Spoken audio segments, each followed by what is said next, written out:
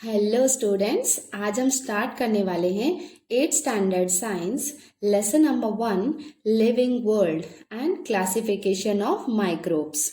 तो चलो अब हम स्टार्ट करते हैं ये लेसन। देखो यहाँ पे क्या लिखा हुआ है, can you recall. Can you recall means ये ऑलरेडी आप 7th स्टैंडर्ड में या 6th स्टैंडर्ड में पढ़ चुके हैं। जस्ट अब हम इसको रिकॉल करते हैं। What is the hierarchy for classification of living organism?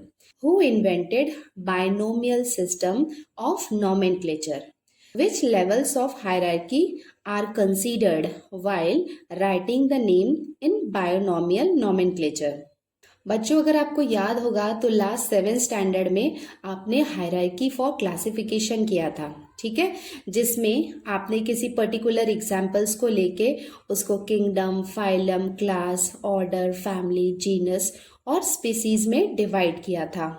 बच्चों, मैं आपको ये बता देना चाहती हूँ कि क्लासिफिकेशन ऑफ लिविंग ऑर्गेनिज्म बहुत इंपॉर्टेंट है। सारी इंफॉर्मेशन को एक सीक्वेंस के फॉर्म में, एक डेटा के फॉर्म में स्टोर करके रखते हैं। इसके लिए हम क्या करते हैं, क्लासिफिकेशन करते हैं। उसकी इंफॉर्मेशन के बारे में जानने के लिए, उसके बारे में और हमको कुछ नया जानने को मिले, हमने क्लासिफिकेशन किंगडम से स्टार्ट किया था, स्पीसीज में फिनिश किया था। ये आपने देखा था 7th स्टैंडर्ड में, ठीक है। और who invented the binomial system, ये भी आपको पता है कि जो कार्ल लिनियस थे उन्होंने सबसे पहले ये बायोनोमियल सिस्टम दिया था। तो ये आप ऑलरेडी 7th स्टैंडर्ड में पढ़ चुके हैं। और स्पेशली इस लेसन में आप क्या पढ़ने वाले हैं, क्लासिफिकेशन ऑफ माइक्रोब्स, ठीक है। माइक्रोब्स का मतलब क्या होता है, माइक्रो ऑर्गेनिज्म, जिसको हम माइक्रोस्कोप की हेल्प से देख सकते हैं। इसके लिए हम माइक्रोस्कोप का यूज करते हैं, तो उसको हम कहते हैं माइक्रोब्स। स्पेशली ये लेसन में हम माइक्रोब्स का क्लासिफिकेशन देखने वाले हैं। Biodiversity and need of classification, ठीक है, ये हम स्टार्ट करते हैं। बायोडाइवर्सिटी का मतलब क्या होता है, बायो मीन्स लिविंग और डाइवर्सिटी का मतलब है डिफरेंट वैरायटी। आपको पता है कि लिविंग थिंग्स में जितने भी प्लांट्स हैं, एनिमल्स हैं या माइक्रोब्स हैं, उनकी बहुत सारी वैरायटी है, बहुत ज़्यादा ही उनकी डाइवर्सिटी है। इसके लिए हमको क्या है, नीड ऑफ क्लासिफिकेशन है। हम उसको क्यों क्लासिफाई करना चाहते हैं, क्योंकि इतनी ह्यूज वैरायटी है, इतने थाउजेंड्स ऑफ इनके स्पीसीज हैं कि उसके बारे में हमको इंफॉर्मेशन जब चाहिए तो हम इजीली उसको ले सकते हैं और उसके बारे में हम और पता कर सकते हैं। इसके लिए हमको क्या चाहिए, नीड ऑफ क्लासिफिकेशन है। चलो अब स्टार्ट करते हैं ये paragraph. Last year we learned that all the living organism on earth have adapted according to geographic region. मतलब आपको याद होगा कि आपने 7th स्टैंडर्ड के लेसन नंबर 1 में आपने पढ़ा था कि अलग अलग जियोग्राफिकल रीजन में जो एनिमल्स होते हैं या जो प्लांट होते हैं, वो अपने आप को वहीं के एनवायरमेंट के अकॉर्डिंग, वहां के वेदर, वहां के टेम्परेचर के अकॉर्डिंग अपने आप को एडेप्ट करते हैं, ठीक है। फॉर एग्जाम्पल, अगर आपको याद होगा तो डेजर्ट के जैसे प्लांट है, कैक्टस है, तो वो कैक्टस में वहां पे आपको पता है कि पानी की कमी होती है, तो वहां वो उसके अकॉर्डिंग अपने आप को एडेप्ट करने के लिए अपने बॉडी में मॉडिफिकेशंस करते हैं। जैसे आपने देखा था कि उनके लीव्स नहीं होते हैं, वो निडल में कन्वर्ट हो जाते हैं, उनके जो स्टेम होते हैं वो काफी थिक होते हैं, वो ग्रीन होते हैं और वो भी फोटोसिंथेसिस करते हैं। और उनमें वाटर लॉस ना हो इसके लिए उसमें लीफ नहीं होती है। उसके साथ ही आपने देखा था जो हिली एरियाज के ट्रीज थे वो कॉनिकल शेप थे, ताकि उसमें बर्फ जो है वहां पे एक्यूमुलेट ना हो जाए, वो स्लाइड डाउन होके गिर जाए। उसके साथ ही आपने एनिमल्स में भी काफी ज्यादा वेरिएशन देखे थे। जैसे एनिमल्स जो है, पोलर बियर आपने देखा था जो हिमालयन रीजन्स में होते हैं, और आपने ये भी देखा था कि यहाँ कैक्टस जो थे वो प्लांट थे, और पर जो एनिमल आप देखेंगे तो वहां पे जो कैमल थे, कैमल वहां पे अपने बॉडी को एडेप्ट करके थे कि वो कैसे कम पानी में अपने आप को सर्वाइव कर पाए। तो ये सब आपने 7th स्टैंडर्ड में ऑलरेडी पढ़ चुके हो। That means all the animals and plants and all the living things adapted according to geographical reason, food ingestion, defense, etc. That means वो food कैसे ingest कर रहे हैं, कैसे उनका food habit है और कैसे वो defense कर रहे हैं, मतलब अपने आप को protect करने के लिए भी वो क्या करते हैं, अपने आप में कुछ adaptation develop करते हैं। adaptation का मतलब है कि अपने आसपास के वेदर, टेम्परेचर या अपने सराउंडिंग के अकॉर्डिंग अपने बॉडी में जो चेंजेस लाते हैं उसको हम कहते हैं adaptation. So while adapting, many differences are observed in the organism of same species too. है ना, तो मतलब वो सेम स्पीसीज के भी होते हैं, फिर भी उनमें काफी डिफरेंसेस हम ऑब्जर्व कर सकते हैं. According to 2011 census, around 87 million species of living organism are found on the earth, including land and sea. So 2011 census के अकॉर्डिंग आप देख सकते हैं कि कितने ज्यादा अराउंड 87 मिलियन स्पीसीज हैं, मतलब लैंड और सी को मिला के ऑलमोस्ट 87 मिलियन स्पीसीज जो है वो अर्थ में अवेलेबल है. To study such a vast number it was essential to divide them into groups. तो आप देख सकते हैं कि 87 मिलियन अपने आप में काफी ज्यादा बड़ा नंबर है. ठीक है, और अगर हम उनके बारे में स्टडी करना चाहते हैं, उनके बारे में और इन्फॉर्मेशन जानना चाहते हैं, तो उसके लिए हमको क्या करना पड़ेगा, ये बहुत ज्यादा असेंशियल है, बहुत ज्यादा आवश्यक है कि हम उनको डिवाइड करें पर्टिकुलर ग्रुप्स में. So groups and subgroups were created, considered the similarities and differences among the living organism.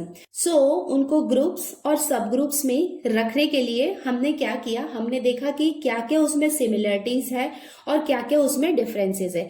मतलब अगर उनके सिमिलरिटीज ज्यादा हैं तो हम उनको क्या करने वाले हैं, सेम ग्रुप में रखेंगे, और काफी ज्यादा अगर उनमें डिफरेंस है तो हम उनको अलग ग्रुप में रखेंगे. दैट मीन्स हमने उनको क्लासिफाई किया on the basis of their similarities and differences. So, this process of dividing living organism into groups and subgroups is called biological classification. ठीक है, तो ऐसे हमने एनिमल्स को ग्रुप्स और सबग्रुप में डिवाइड किया. वो प्रोसेस जिसमें हम उनको डिवाइड करते हैं पर्टिकुलर ग्रुप्स और सब ग्रुप्स में, उसको हम कहते हैं बायोलॉजिकल क्लासिफिकेशन. दैट मीन्स हमने लिविंग ऑर्गेनिज्म को क्लासिफाई किया है, और इसमें हम लिविंग ऑर्गेनिज्म ले रहे हैं, इसके लिए इसको हम कहते हैं biological classification. Robert Harding Whittaker 1920 to 1980, ये इसका बर्थ है 1920 और इसका ये डेथ टाइम है, that is 1980. Was an American ecologist. In 1969 he divided living organism into 5 groups. ठीक है, ये जो विटेकर हैं वो अमेरिकन इकोलॉजिस्ट थे. ठीक है, तो उन्होंने 1969 में उन्होंने क्या किया था, लिविंग ऑर्गेनिज्म को 5 ग्रुप्स में डिवाइड किया था. तो वो 5 ग्रुप्स कौन कौन से हैं, ये देखने से पहले ये एक पर्पल बॉक्स में भी हम देख लेते हैं कि हिस्ट्री में कौन से साइंटिस्ट ने क्या डिस्कवर किया था, वो भी हम देख लेते हैं. Karl Linnaeus in 1735 divided living world in 2 kingdom. तो उन्होंने कार्ल लिनियस ने क्या किया था, लिविंग वर्ल्ड को 2 किंगडम में डिवाइड किया था. तो वो 2 ग्रुप कौन कौन से थे, एक में उन्होंने प्लांट को इंक्लूड किया था और दूसरे में एनिमल्स को इंक्लूड किया था. तो पहला था उनका वेजिटेबलिया और दूसरा था एनिमेलिया. अभी देखते हैं सेकेंड साइंटिस्ट है अपने हिकिल इन 1866 कंसीडर्ड 3 किंगडम. तो उन्होंने क्या किया था, 3 किंगडम्स में डिवाइड किया था, प्रोटिस्टा, प्लांट एंड एनिमल. तो उन्होंने 3 किंगडम में उनको डिवाइड किया था. थर्ड है इन 1925 cation created 2 groups, prokaryotes and eukaryotes. तो उन्होंने क्या किया था, कैटन ने 2 ग्रुप्स क्रिएट किए थे, प्रोकैरियोट्स के एंड यूकैरियोट्स के. नेक्स्ट कौन है, इन 1938 Copeland divided living organism into 4 kingdoms. तो कॉपलैंड ने क्या किया था, 4 किंगडम्स में डिवाइड किया था, Monera, protista, plant and animals. तो ये थे कुछ साइंटिस्ट और उन्होंने लिविंग ऑर्गेनिज्म को कितने किंगडम में, कितने ग्रुप्स में डिवाइड किया था वो हमने देखा. बट बेसिकली इस लेसन में हम पढ़ने वाले हैं रॉबर्ट हार्डिंग विटेकर ने जो 5 ग्रुप्स में डिवाइड किया है, बेसिकली वो हम देखने वाले हैं. For this classification Whittaker considered following criteria. तो उन्होंने क्या किया था, देखो कभी भी जो साइंटिस्ट होते हैं वो क्लासीफाई तो करते हैं, बट क्लासीफाई कौन से बेसिस पे कर रहे हैं वो भी इंपॉर्टेंट है. कभी कभी एग्जाम में क्वेश्चन पूछता है कि कौन से बेसिस में उन्होंने क्लासिफाई किया था. For this classification Whittaker considered following criteria. ठीक है, तो उन्होंने कौन से बेसिस पे क्लासिफाई किया, first complexity of cell structure. तो बच्चों तुमने 7th स्टैंडर्ड में सेल स्ट्रक्चर वाला जो चैप्टर था तो उसमें आपने प्रोकैरियोटिक और यूकैरियोटिक दोनों सेल के स्ट्रक्चर देखे थे. ठीक है, तो प्रोकैरियोटिक काफी प्रिमिटिव टाइप का था. ठीक है, जिसमें मेम्ब्रेन बाउंड ऑर्गेनेलीज उसमें नहीं थे, ठीक है। और यूकैरियोटिक क्या होते हैं, एडवांस टाइप के सेल होते हैं, जो एडवांस एनिमल्स हैं, advance means even including human being, ठीक है। तो उन्होंने क्या दिया, कॉम्प्लेक्सिटी ऑफ सेल स्ट्रक्चर। तो कॉम्प्लेक्सिटी ऑफ सेल स्ट्रक्चर का मतलब क्या हुआ कि जो यूकैरियोटिक होते हैं वो ज्यादा कॉम्प्लेक्स होते हैं और प्रोकैरियोटिक का सेल स्ट्रक्चर क्या होता है, सिंपल होता है। तो उन्होंने कॉम्प्लेक्सिटी ऑफ सेल स्ट्रक्चर लिया। सेकंड बेसिस उन्होंने लिया कॉम्प्लेक्सिटी ऑफ ऑर्गेनिज्म, ठीक है। कॉम्प्लेक्सिटी ऑफ ऑर्गेनिज्म में उन्होंने उनको क्लासिफाई किया on the basis of unicellular और multicellular. Obviously unicellular, uni means one cell, multi means many cells. So obviously जितने ज्यादा सेल्स होंगे तो वो उतना ज्यादा कॉम्प्लेक्सिटी होगा उसमें, तो वो उन्होंने लिया। नेक्स्ट उन्होंने लिया mode of nutrition. Mode of nutrition मतलब वो अपना न्यूट्रिशन कैसे लेते हैं। जैसे प्लांट थे ऑटोट्रॉफिक, फोटोसिंथेसिस, ठीक है। तो प्लांट क्या कर रहे हैं, ऑटोट्रॉफिक है, फोटोसिंथेसिस कर रहे हैं, मीन्स वो अपना फूड खुद से बना रहे हैं।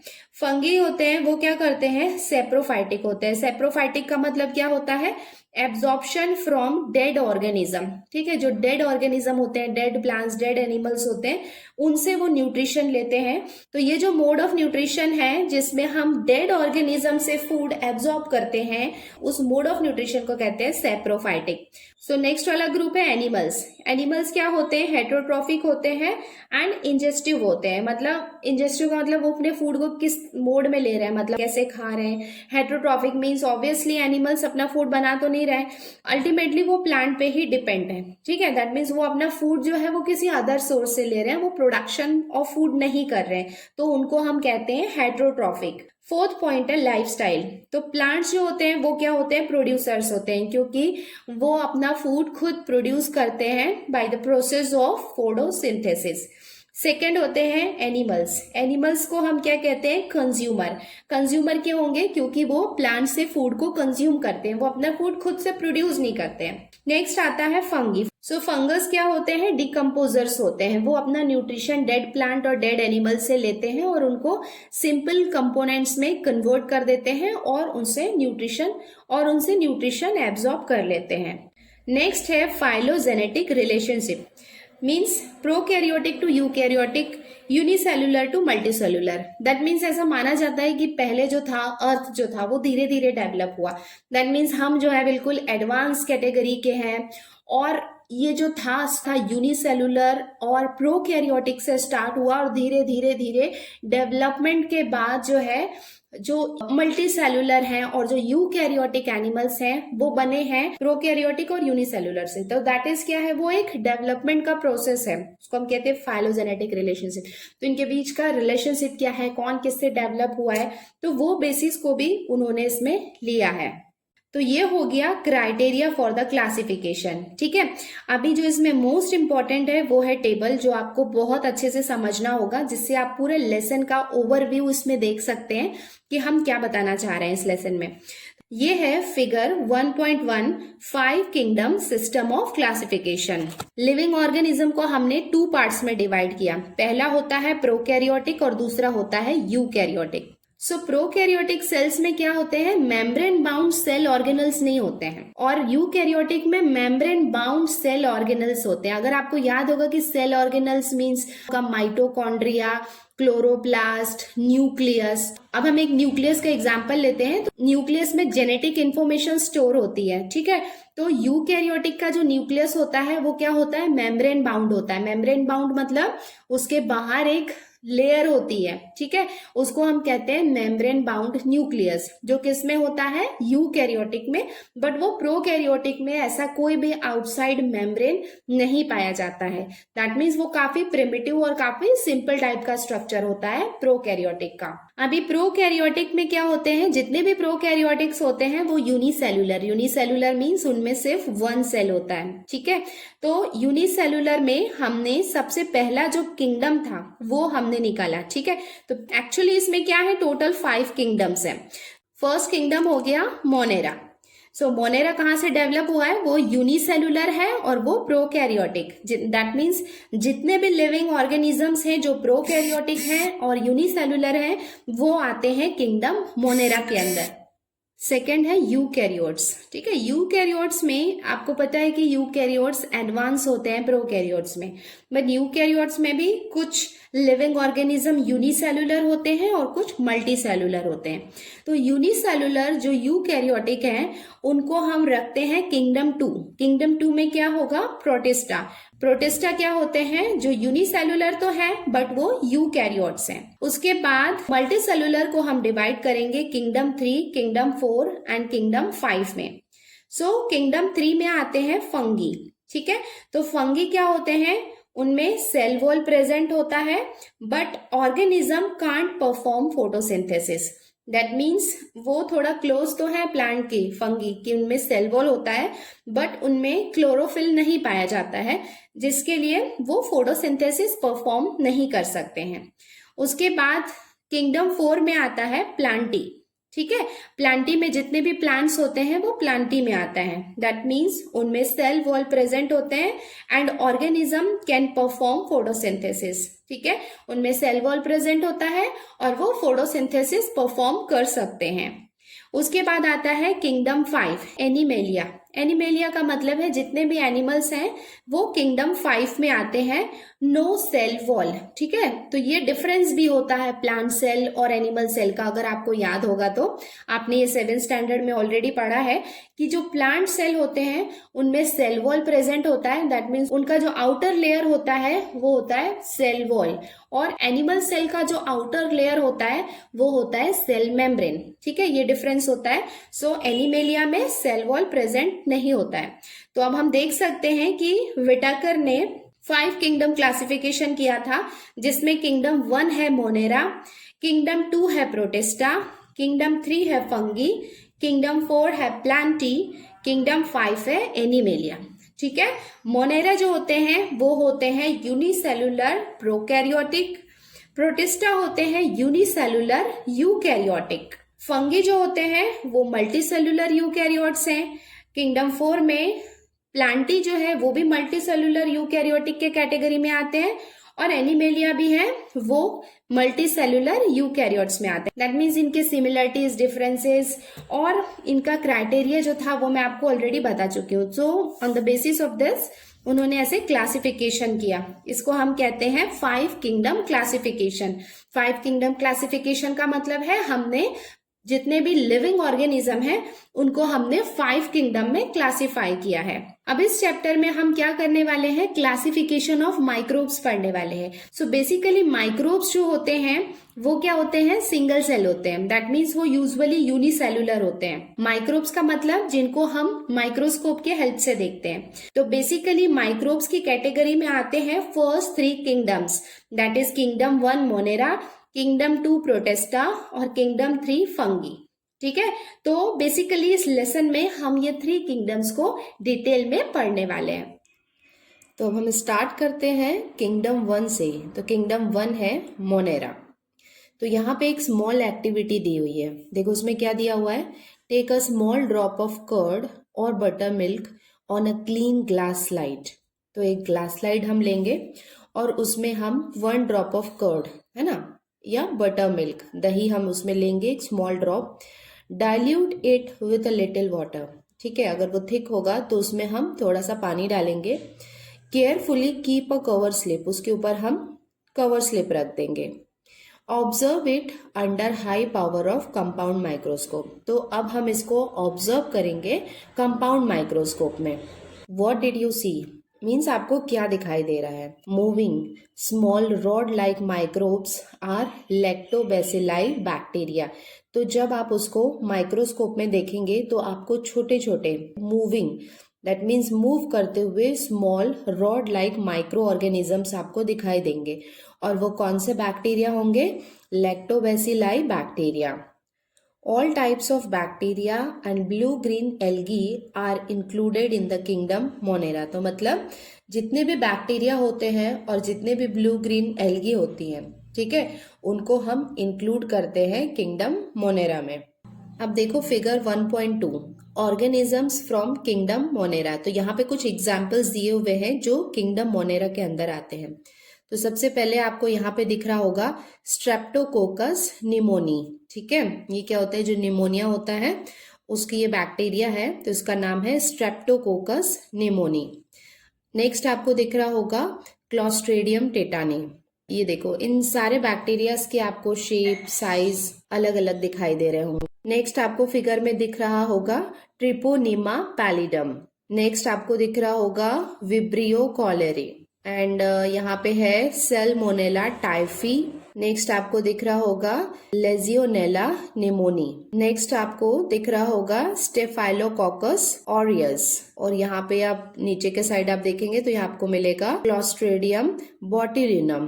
तो ये सब क्या है, ये अलग अलग बैक्टीरिया है, और इनका ये जो स्ट्रक्चर आप देख रहे हैं, ये जब हम इनको माइक्रोस्कोप में ऑब्जर्व करेंगे तो इनका ये शेप हमको दिखाई देता है। अलग अलग बैक्टीरिया हैं जो अलग अलग डिसीजेस कॉज करते हैं, जिसमें कुछ तो इतने कॉमन है कि उनके नाम से ही आपको पता चल रहा होगा कि वो कौन सा डिसीज कॉज करते हैं। जैसे स्ट्रेप्टोकोकस निमोनी, ये निमोनिया कॉज करते हैं। विब्रियो कॉलेरी, ये कॉलेरा डिसीज कॉज करते हैं। सेल्मोनेला टाइफी, ये टाइफाइड कॉज करते हैं। अब हम देखते हैं कैरेक्टरिस्टिक्स। जैसे कि आपको पता ही है कि मोनेरा जो है वो प्रोकैरियोटिक होते हैं और यूनिसेलुलर होते हैं। प्रोकैरियोटिक मीन्स इनमें मेम्ब्रेन बाउंड ऑर्गेनेलिस नहीं पाए जाते हैं। अब हम देखते हैं इसके कैरेक्टरिस्टिक्स क्या क्या है। All the organisms are unicellular. जितने भी मोनेरा में ऑर्गेनिजम्स होते हैं वो सब यूनिसेलुलर होते हैं। यूनिसेलुलर का मतलब एक सिंगल सेल होती है। सेकेंड पॉइंट है दे मे बी ऑटोट्रॉफिक और हेटरोट्रॉफिक। ठीक है, तो वो क्या होते हैं, ऑटोट्रॉफिक भी हो सकते हैं, दैट मीन्स वो अपना फूड खुद से प्रिपेयर भी कर सकते हैं, या तो फिर वो हेटरोट्रॉफिक होते हैं। थर्ड पॉइंट है दीज आर प्रोकैरियोटिक सेल्स, मतलब ये क्या है, सारे प्रोकैरियोटिक सेल्स हैं विदाउट डिस्टिंक्ट न्यूक्लियस, कोई स्पेसिफिक न्यूक्लियस नहीं होता है। और सेल ऑर्गेनेलिस, सो सेल ऑर्गेनेलिस जो होते हैं वो क्या होते हैं, मेम्ब्रेन बाउंड नहीं होते हैं, वो भी ऐसे स्कैटर्ड होते हैं इनके साइटोप्लाज्म में। तो बच्चों ये डिस्क्रिप्शन हो गया मोनेरा का। ठीक है, तो मोनेरा आया मतलब आपको हमेशा याद रखना कि वो प्रोकैरियोटिक है और यूनिसेलुलर है, और जितने भी बैक्टीरियाज है और जो ब्लू ग्रीन एल्गीज है उनको हमने किंगडम मोनेरा के अंदर इंक्लूड किया है। अब हम स्टार्ट करते हैं किंगडम 2। किंगडम 2 में आता है प्रोटेस्टा। ठीक है, तो प्रोटेस्टा के लिए भी हमको यहाँ पे एक एक्टिविटी दी हुई है, वो भी हम देख लेते हैं। Prepare a temporary mount of 1 drop of pond water on a glass slide.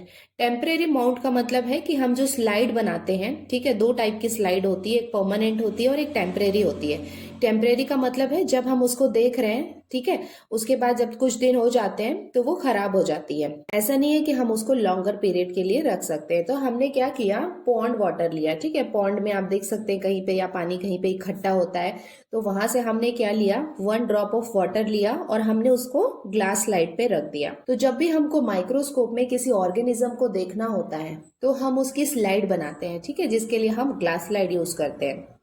Observe it under low power and high power microscope. तो माइक्रोस्कोप में भी क्या होता है, एडजस्टमेंट होता है, कुछ लो पावर होता है, कुछ हाई पावर मतलब 10x होता है, 30x होता है, और हाई पावर का मतलब 100x। तो उतना हम उसको क्या कर सकते हैं, डिफरेंट पावर्स में हम उसको देखते हैं, ऑब्जर्व करते हैं। You will find some motile microbes. Motile का मतलब है कि हमको कुछ मूव करते हुए माइक्रोब्स दिखाई देंगे विथ इररेगुलर शेप, मतलब उनका कोई पर्टिकुलर शेप नहीं होता है, इररेगुलर शेप होता है और हमको मूव करते हुए दिखाई देंगे। दीज आर अमीबा, मतलब अमीबा का आपने स्ट्रक्चर देखा था 7th स्टैंडर्ड में भी, तो आपको पता है कि अमीबा का कोई पर्टिकुलर शेप नहीं होता है। ठीक है, उनका इररेगुलर शेप होता है, और जब आप 1 ड्रॉप ऑफ वाटर कहीं किसी पॉन्ड से लेकर उसको ग्लास स्लाइड में रख के जब आप ऑब्जर्व करेंगे तो हमको कुछ मूव करता हुआ दिखाई देगा माइक्रोब्स। वो क्या होता है, अमीबा होता है। और उसका, जैसे हमने बैक्टीरिया को देखा था तो उसमें आपको पर्टिकुलर शेप दिखाई दे रहे थे,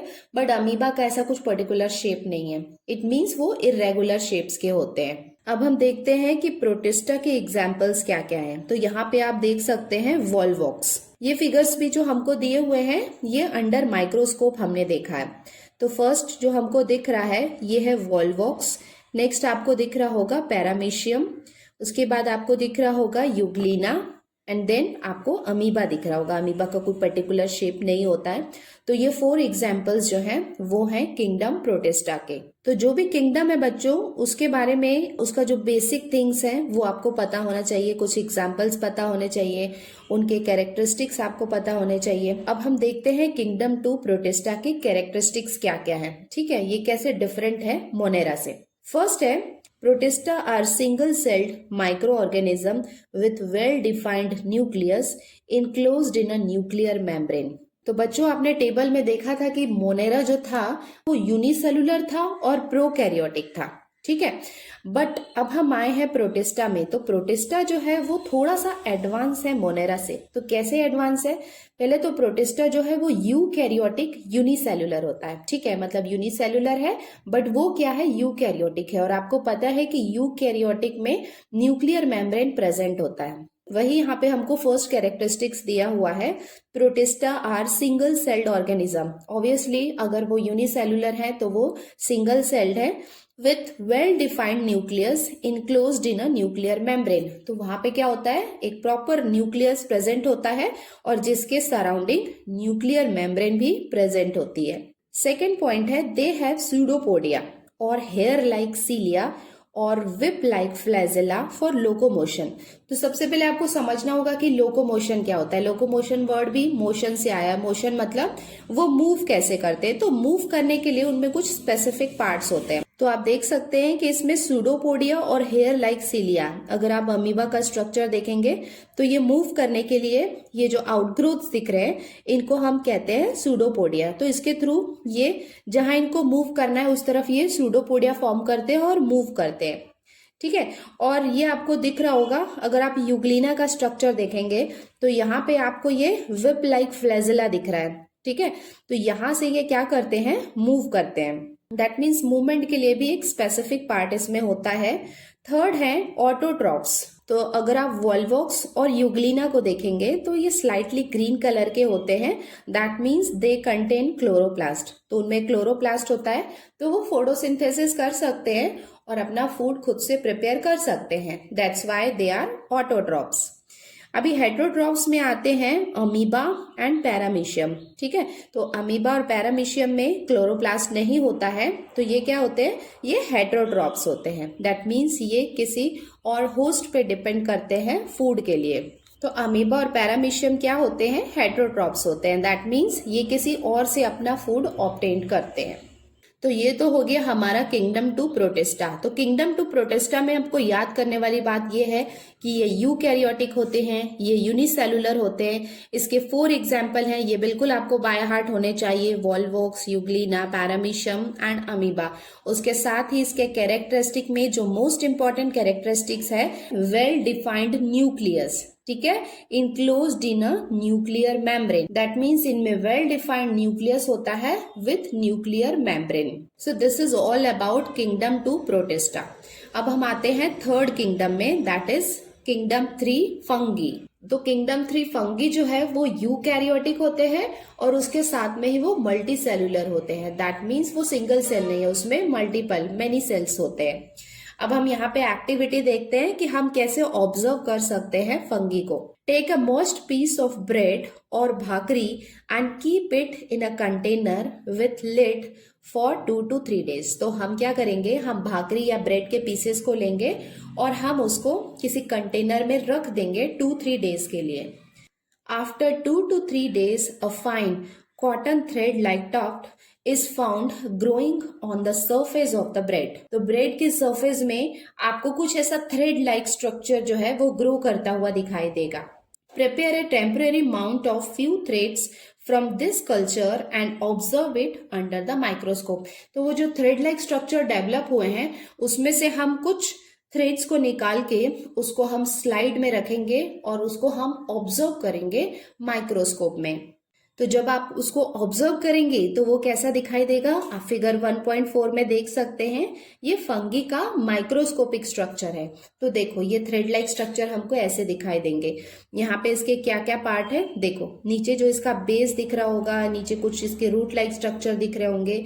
जो रूट लाइक स्ट्रक्चर है उसको हम कहते हैं rhizoids. They are not actually root but it's root like structure, इसे हम कहते हैं राइजोइड्स। उसके बाद यहाँ पे एक आपको बेस दिख रहा होगा जो इसको सपोर्ट कर रहा है, इसे हम कहते हैं हाइफा। ठीक है, उसके बाद ये जो आपको स्टेम लाइक स्ट्रक्चर दिख रहा होगा तो इसे हम कहते हैं स्पोरेंजियोफोर। उसके बाद आप देख सकते हैं ये कुछ ऐसा फ्लावर से दिख रहा है हमको, ball like structure. Down part में इसका जो बेस लाइक स्ट्रक्चर है इसे हम कहते हैं एपोफाइसिस। ठीक है, और एपोफाइसिस के जस्ट एबो जो पार्ट है उसे हम कहते हैं कॉल्यूमेला। कॉल्यूमेला का जो अपर फ्लावर लाइक पार्ट है, एक बॉल की तरह हमको दिख रहा है, उसे हम कहते हैं स्पोरेंजियम। तो स्पोरेंजियम में क्या होते हैं, छोटे छोटे स्पोर्स होते हैं। जो स्पोर्स क्या होते हैं, जो स्प्रेड होते हैं जिससे और फंगी ग्रो होते हैं। इवन तो आपको याद होगा कि अगर आप ऐसे इसको ऑब्जर्व करेंगे डायरेक्टली भी तो भी आपको ऐसे छोटे छोटे से स्पोर्स जो होंगे वो दिखाई देंगे। तो ये तो हो गया स्ट्रक्चर ऑफ फंगी। अब हम देखते हैं कि किंगडम 3 फंगी जो है उसके क्या क्या कैरेक्टरिस्टिक्स होते हैं। तो ऑब्वियसली फंगी जो है वो प्रोटिस्टा से थोड़े से एडवांस होंगे। जैसे इट मीन्स कि हम जैसे जैसे नेक्स्ट किंगडम में जाते हैं वो थोड़े थोड़े और एडवांस होते जाते हैं। तो इसमें कुछ फीचर्स ऐसे होते हैं जो उनके प्रीवियस वाले में या प्रीवियस टू प्रीवियस जो होते हैं उनमें नहीं होते हैं, बट इनमें वो डेवलप हो चुके होते हैं। तो चलो अब देखते हैं इसके क्या क्या कैरेक्टरिस्टिक्स हैं। These are non-green eukaryotic heterotrophic organism। ठीक है, तो ये क्या होते हैं, नॉन ग्रीन होते हैं। इट मीन्स ये यूकैरियोटिक तो हैं बट ये ऑटोट्रॉफिक नहीं होते हैं क्योंकि इनमें क्लोरोप्लास्ट एब्सेंट होता है। एंड ये क्या होते हैं, हेट्रोट्रॉफिक ऑर्गेनिजम्स होते हैं। हेट्रोट्रॉफिक मीन्स ये अपने फूड के लिए किसी और पे डिपेंड होते हैं। Second point is most of them are saprotrophs. Saprotrophs का मतलब क्या होता है कि ये अपने फूड के लिए डेड प्लांट या डेड ऑर्गेनिज्म पे क्या होते हैं, डिपेंड होते हैं। इट मीन्स वो डेड ऑर्गेनिज्म से अपना फूड एब्जॉर्ब कर रहे हैं तो उन्हें हम कहते हैं saprotrophs. They feed upon decaying organic matter, मतलब जो डीके हो रहे हैं, जो खराब हो रही हैं, सड़ रही हैं जो चीजें। जैसे हमने इसका टेम्परेरी माउंट भी जब आपने बनाया था तो आपने 2-3 डेज के लिए ब्रेड को ऐसे ही रख दिया था या भाकरी को, तो वो भी क्या हो गई थी, खराब हो रही थी, डीके हो रही थी। ठीक है, तो उससे हमने ये स्लाइड बनाया था। तो यूजुअली जो डीकेइंग और जो चीजें सड़ रही हैं, खराब हो रही हैं, जो मर चुकी हैं, ठीक है, कोई डेड ऑर्गेनिजम्स हैं, तो उसमें ये ग्रो होते हैं। Third point is their cell wall is made up of tough and complex sugar called chitin. तो दैट मीन्स आप देखेंगे कि प्लांट में भी सेल वॉल होता है, ये आपको पता है। ठीक है, उसका जो एक्सटर्नल लेयर होता है वो होता है सेल वॉल, बट जो प्लांट का सेल वॉल होता है वो सेलुलोज से बना होता है, बट इसका जो सेल वॉल होता है वो काइटिन से बना होता है। And chitin is a type of complex sugar. Fourth point है some fungi are thread like and many nuclei are present in the cytoplasm. ठीक है, तो कुछ फंगी क्या होते हैं, उनका थ्रेड लाइक स्ट्रक्चर होता है और उनके बहुत सारे न्यूक्लियाई होते हैं। दैट मीन्स यूजुअली क्या होता है, न्यूक्लियाई मीन्स न्यूक्लियस। तो यूजुअली न्यूक्लियस सेल के अंदर एक ही होता है बट इसके अंदर काफी सारे न्यूक्लियाई होते हैं। That's why it is written that it has many nuclei are present in the cytoplasm. तो साइटोप्लाज्म में बहुत सारे न्यूक्लियाई होते हैं इसमें। Example baker's yeast. तो बेकर्स जो यीस्ट यूज करते हैं केक बनाने के लिए बेकिंग इंडस्ट्री में, तो उसे हम कहते हैं बेकर्स यीस्ट।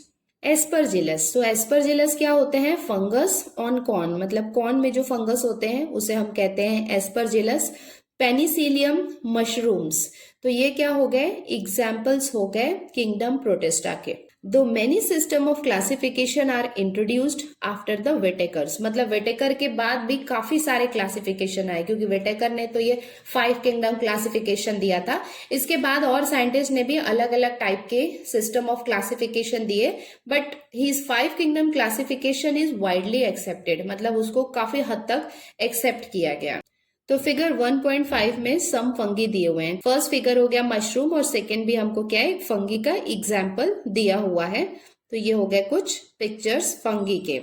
तो इसमें भी आपको बच्चों याद रखना है, एग्जाम्पल्स याद रखने हैं, कैरेक्टरिस्टिक्स आपको पता होने चाहिए, उनको कौन से कैटेगरी में रखा गया है और वो यूकैरियोटिक मल्टी सेलुलर होते हैं, ये भी आपको पता होना चाहिए। तो अब हम देखने वाले हैं classification of microbes. That means specifically इसमें हम क्या करने वाले हैं, माइक्रोब्स या माइक्रो ऑर्गेनिज्म को क्लासिफाई करने वाले हैं।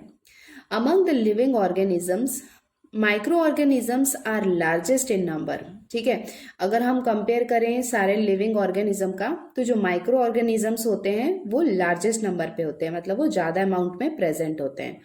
Hence they are classified as follows. क्योंकि माइक्रो ऑर्गेनिज्म बहुत लार्जेस्ट नंबर में अवेलेबल हैं, इसके लिए हम क्या कर रहे हैं, हम माइक्रो ऑर्गेनिज्म को सेपरेटली क्लासिफाई कर रहे हैं और ये लेसन में हम उनका क्लासिफिकेशन पढ़ रहे हैं। तो figure 1.6 classification of micro organism. तो ये फ्लो चार्ट हम देखते हैं। सबसे पहला दिया हुआ है माइक्रो ऑर्गेनिज्म। तो माइक्रो ऑर्गेनिज्म को हमने 2 पार्ट्स में डिवाइड किया था। पहला था प्रोकैरियोट्स और दूसरा था यूकैरियोट्स। तो प्रोकैरियोट्स में जितने भी बैक्टीरिया होते हैं वो क्या होते हैं, प्रोकैरियोट्स होते हैं।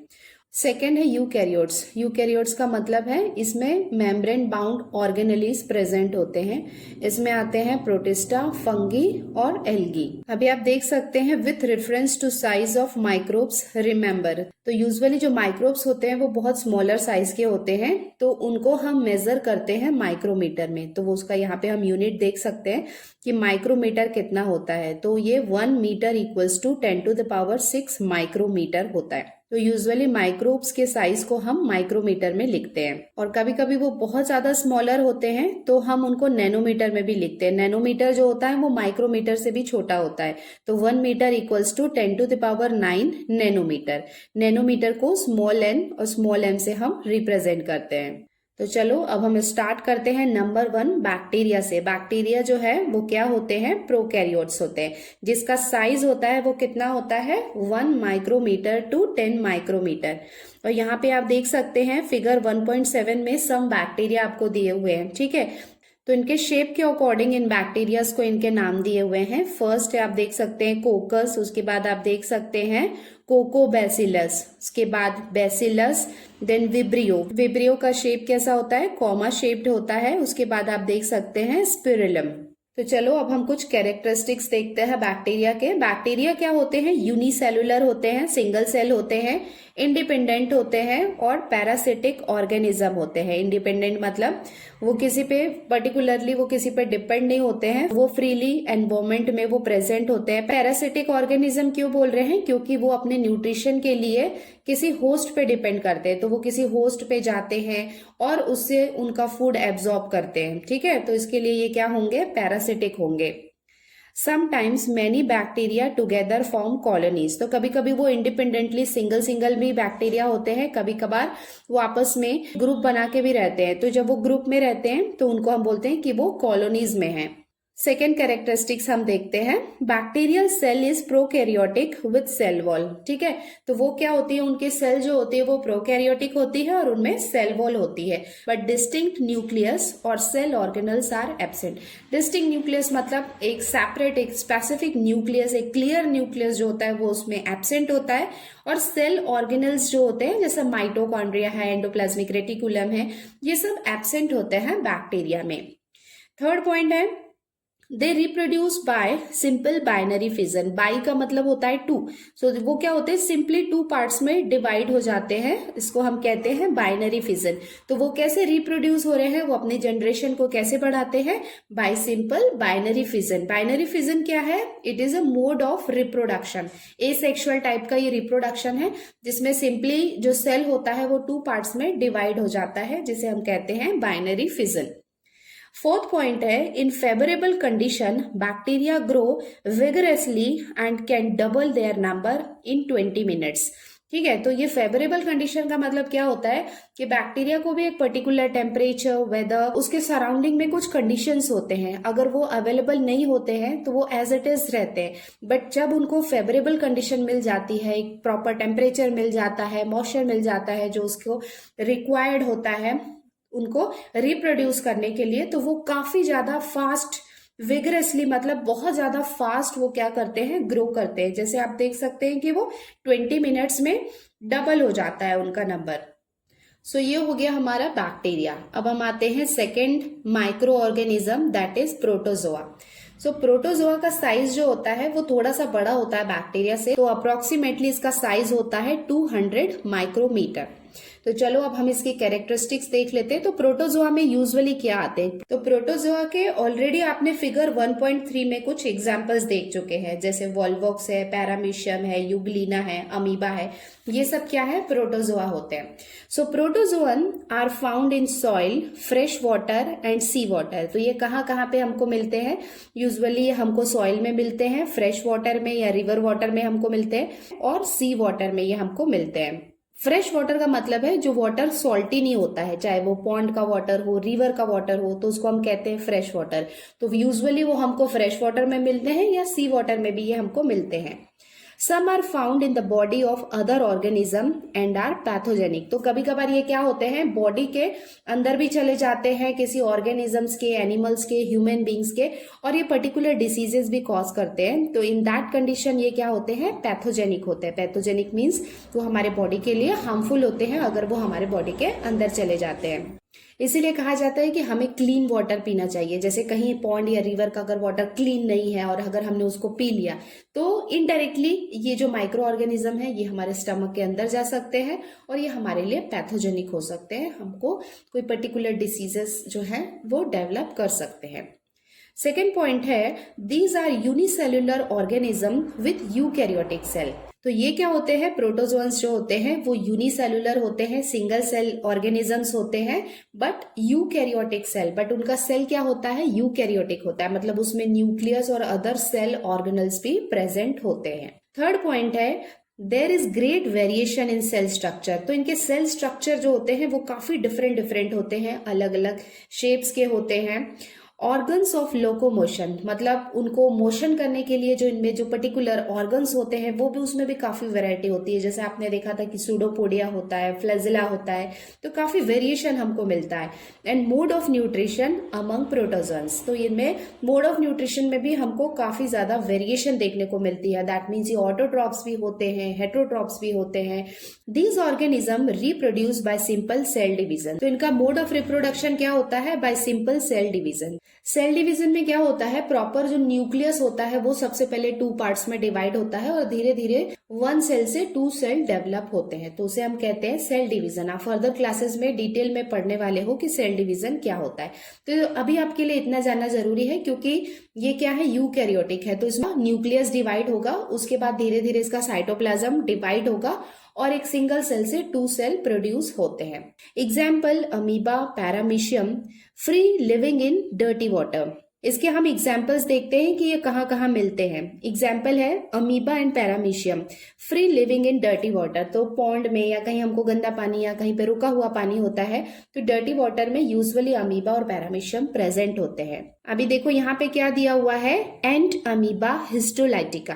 तो ये जो क्या है, it's a type of amoeba. ये अमीबा का साइंटिफिक नेम दिया हुआ है एंड अमीबा हिस्टोलाइटिका। ये क्या करता है, इट कॉजेज अमीबियासिस। ठीक है, अमीबियासिस क्या होता है, एक डिसीज होता है which is caused by and amoeba histolytica. उसके बाद आता है प्लाज्मोडियम वाइवेक्स। प्लाज्मोडियम वाइवेक्स जो होता है कॉजेज मलेरिया। ठीक है, तो अब आपको ये चीज क्लियर हो जाना चाहिए। आपने ये सुना होगा कि मलेरिया जो है वो मच्छर के काटने से होता है, बट एक्चुअली जो मच्छर होते हैं वो सिर्फ कैरियर होते हैं। ठीक है, उनके अंदर जो ये प्रोटोजोआ होता है। तो नेक्स्ट टाइम अगर आपसे कोई पूछेगा कि मलेरिया कैसे होता है तो प्लीज मच्छर के काटने से नहीं बोलना, थोड़ा और आप साइंटिफिक जा सकते हैं। आप बोल सकते हैं कि प्रोटोजोआ। कौन सा प्रोटोजोआ, प्लाज्मोडियम वाइवेक्स के कारण मलेरिया होता है। नेक्स्ट है यूग्लिना। तो यूग्लिना क्या होते हैं, यूग्लिना जो होते हैं वो ग्रीन कलर के होते हैं और वो ऑटोट्रॉफ्स होते हैं। ठीक है, वो ग्रीन कलर के हैं, इट मीन्स उनमें क्लोरोप्लास्ट प्रेजेंट है और वो अपना फूड खुद से प्रिपेयर कर सकते हैं, तो वो क्या होते हैं, ऑटोट्रॉफिक होते हैं। देखो यहाँ पे फिगर में हमको क्या दिया हुआ है, माइक्रोस्कोपिक स्ट्रक्चर हमको दिया हुआ है पैरामीशियम का और एंड अमीबा का। सो थर्ड माइक्रो ऑर्गेनिज्म जो हम पढ़ने वाले हैं वो है फंगी, जिसका साइज होता है अप्रोक्सीमेटली 10 माइक्रोमीटर टू 100 माइक्रोमीटर। तो चलो अब इसके कैरेक्टरिस्टिक्स हम देखते हैं। फर्स्ट कैरेक्टरिस्टिक्स हमको दिया हुआ है, these are found on decaying organic matter and dead bodies of plant and animals. तो यूजुअली हमको फंगी कहाँ मिलता है, मैंने आपको पहले भी बताया है कि ये डीकेइंग मैटर में होते हैं। डीकेइंग ऑर्गेनिक मैटर का मतलब है, डीके मतलब जो ऑलरेडी खराब हो चुके हैं, सड़ रहे हैं, चाहे वो प्लांट बॉडीज हो या डेड एनिमल बॉडीज हो, उनमें ये मिलते हैं। These are eukaryotic organism. So ये भी क्या है, यूकैरियोटिक है, इसका मतलब इनमें न्यूक्लियस प्रेजेंट होता है, न्यूक्लियर मेम्ब्रेन प्रेजेंट होता है। Some are unicellular and others are visible with naked eyes. तो क्या होता है, कभी कभी फंगस जो है वो ब्रेड के ऊपर फंगस लग जाता है, तो हमको ये कभी कभी बाहर से थोड़ा विजिबल भी होते हैं, और कुछ जो बिल्कुल यूनिसेलुलर वाले कंडीशन में होते हैं वो हमको दिखाई नहीं देते, बट समटाइम ये हमको दिखाई देते हैं। तो कुछ फंगी यूनिसेलुलर भी होते हैं और कुछ मल्टीसेलुलर भी होते हैं। सेप्रोट्रॉफिक, सेप्रोट्रॉफिक का मतलब वही सेम थिंग हो गया जो हमको पॉइंट 1 में दिया हुआ है, जो अपना फूड डेड बॉडीज से एब्जॉर्ब करते हैं उसे हम कहते हैं saprophytic nutrition. Absorb their food from decaying organic matter. ठीक है, डीकेइंग मतलब जो फूड जो है, जो ऑर्गेनिक मैटर जो है वो खराब हो रहा है, उससे ये अपना फूड एब्जॉर्ब करते हैं। They reproduce sexually and asexually by cell division और बाय बर्डिंग। तो अभी तक हमने बैक्टीरिया और प्रोटोजोआ में देखा तो वो एसेक्सुअली रिप्रोड्यूस कर रहे थे। जो बैक्टीरिया थे वो सिंपल बाइनरी फिजन से डिवाइड हो रहे थे, और प्रोटोजोअन्स जो थे वो सिंपल सेल डिवीजन के थ्रू क्या हो रहे थे, डिवाइड हो रहे थे। बट फंगी में क्या होता है, ये सेक्सुअली और एसेक्सुअली दोनों टाइप के इसमें सेल डिवीजन, और ये बर्डिंग के थ्रू। बर्डिंग का मतलब है कि बॉडी में एक छोटा सा आउटग्रोथ आता है, जो जब ग्रो हो जाता है, एक प्रॉपर ग्रोथ उसको मिल जाती है, तो वो जो पेरेंट हाइफी जो होता है, पेरेंट हाइफी मतलब पेरेंट बॉडी से अलग होकर एक न्यू ऑर्गेनिज्म, एक न्यू फंगस ग्रो करता है, उसे हम कहते हैं बर्डिंग प्रोसेस। ठीक है, आप इस सब डिटेल में पढ़ने वाले हैं कि बर्डिंग क्या होता है, सेल डिवीजन क्या होता है। अब हम देखते हैं एग्जाम्पल। तो फंगी के एग्जाम्पल्स क्या क्या हो जाएंगे, बेकर्स यीस्ट, कैंडिडा, मशरूम। ठीक है, तो ये 3 एग्जाम्पल्स हमको यहाँ पे दिए हुए हैं। बेकर्स यीस्ट, यीस्ट भी क्या होते हैं, फंगी होते हैं, यूजुअली ये बेकरी इंडस्ट्री में यूज होता है। कैंडिडा है और मशरूम है, मशरूम तो बहुत कॉमन है, वो भी क्या होते हैं, एक टाइप के फंगी होते हैं। नाउ अब हम पढ़ने वाले हैं 4th type of micro organism, that is algae.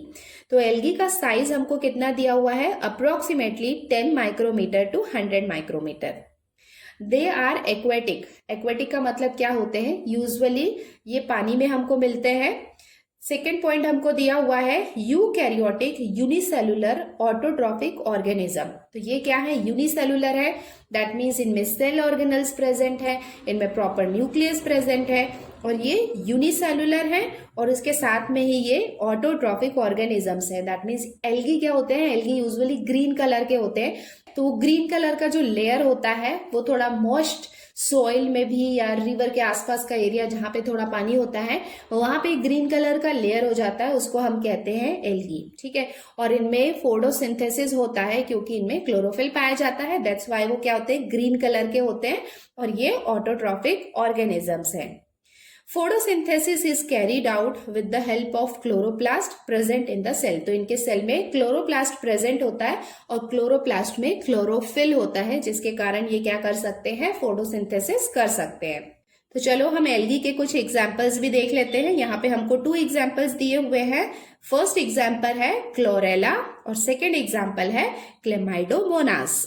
Very few species of algae are unicellular. Most of them are multicellular and visible with naked eyes. तो देखो यहाँ पे मैंने आपको बोला था कि हमको जो ग्रीनिश लेयर दिखती है वो विजिबल है, हम उनको देख सकते हैं, दैट मीन्स वो क्या है, मल्टी सेलुलर होते हैं। बट इनके कुछ स्पीसीज यूनिसेलुलर भी होते हैं, बट यूजुअली ये मल्टी सेलुलर होते हैं, और हम अपने नेकेड आइज के थ्रू इजिली इनको देख सकते हैं। देखो फिगर 1.8 में आपको ये क्लोरेला दिख रहा होगा, ये ग्रीन कलर का है due to presence of chloroplast. So ये हो गया हमारा एल्गी के बारे में। अब हम आते हैं 5th, क्या है ये, हमको दिया हुआ है वायरसेस। ठीक है, वायरसेस का नाम तो अभी बहुत कॉमन हो गया होगा। चलो अब हम कुछ फैक्ट देखते हैं वायरसेस के बारे में। Size approximately 10 nanometre to 100 nanometre. तो ये डिफरेंस दिख रहा होगा कि अभी तक 4 कैटेगरी आपने जो पढ़ी थी वो सब माइक्रोमीटर में थे, बट हम वायरस में आए हैं तो ये नैनोमीटर हो गए। नैनोमीटर का मतलब ये इतने ज्यादा स्मॉल होते हैं कि ये हमको कंपाउंड माइक्रोस्कोप में भी नहीं दिखाई देते। इसके लिए हमको इलेक्ट्रॉन माइक्रोस्कोप को यूज करना पड़ता है, ये बहुत ज्यादा स्मॉल होते हैं। Generally, viruses are not considered as living organism or they are said to be organism at the edge of living and non living. तो ठीक है, वायरसेस के बारे में ये कंसीडर्ड किया जाता था कि वो लिविंग ऑर्गेनिज्म नहीं है, ठीक है। तो उसको हम क्या कह सकते हैं, बिकॉज इनमें जो लिविंग ऑर्गेनिज्म में जो कैरेक्टरिस्टिक्स होते हैं वो कुछ प्रेजेंट है और कुछ नॉन लिविंग वाले फॉर्म इसमें प्रेजेंट है। दैट मीन्स वायरस के जो कैरेक्टरिस्टिक्स होते हैं वो कुछ लिविंग थिंग वाले होते हैं और कुछ नॉन लिविंग थिंग वाले होते हैं। सो इस वजह से हम वायरसेस को क्या कहते हैं, organism at the edge of living and non living. So they are studied under microbiology. तो हम वायरस की स्टडी किसमें करते हैं, माइक्रोबायोलॉजी। माइक्रोबायोलॉजी क्या है, it's a branch of science. चलो अब देखते हैं कि वायरस के कैरेक्टरिस्टिक्स क्या क्या होते हैं। वायरसेस आर एक्सट्रीमली माइन्यूट, ठीक है, वो क्या होते हैं, बहुत ज्यादा छोटे होते हैं। That is they are 10 to 100 times smaller than bacteria and can be seen only with electron microscope. ठीक है, वो इतने ज्यादा स्मॉल होते हैं कि वो बैक्टीरिया से भी 10 to 100 टाइम्स स्मॉलर होते हैं, ठीक है। और उनको हम कंपाउंड माइक्रोस्कोप में भी नहीं देख सकते, उनके लिए स्पेसिफिक जो इलेक्ट्रॉन माइक्रोस्कोप होते हैं वो यूज करते हैं हम वायरसेस को देखने के लिए। सेकेंड पॉइंट है, they are found in the form of independent particle. ये एक इंडिपेंडेंट पार्टिकल के फॉर्म में हमको मिलते हैं।